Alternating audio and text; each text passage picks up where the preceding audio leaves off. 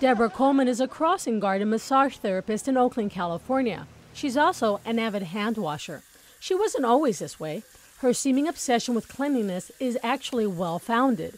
It began with a multi-drug resistant staph infection in early 2007. Her first symptom was an itchy red bump near her thigh. Thursday afternoon, I felt something wasn't quite right. I felt an itch. Friday, I just continued not feeling up to par. And by Friday evening, I thought I had the flu. And then by Saturday morning, I was in emergency. That afternoon in the emergency room, Coleman was given an antibiotic to treat what doctors thought was a garden variety staph infection, and they sent her home.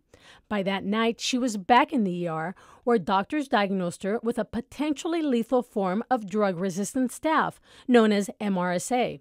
She wound up spending a week in an isolation room in intensive care to treat the invasive infection and was sent home with a powerful antibiotic. She took the medication for 5 weeks, but says it made her feel extremely ill. Towards the end of those weeks, I began to really think in terms of this being like a chemotherapy treatment.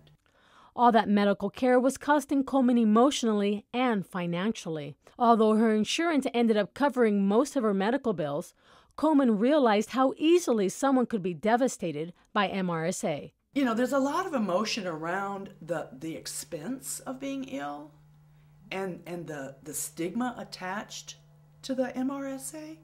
I felt that a lot.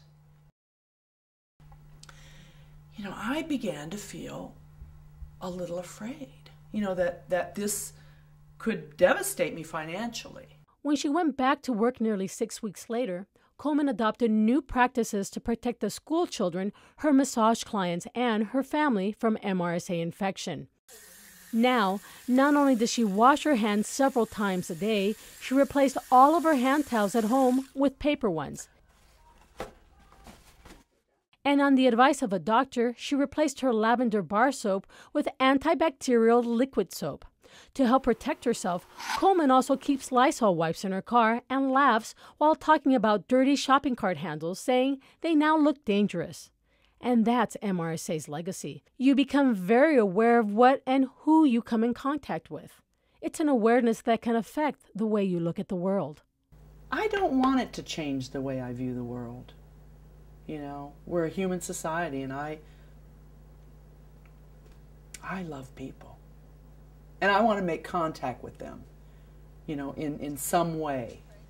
And I'm less inclined to reach my hand out now, but I still do it. The one thing about that that's different is now in the back of my mind, I really need to go wash my hands. That takes away from some of my enjoyment. So I think, I need to really wash my hands now. That's the only thing that I find really I'm left with.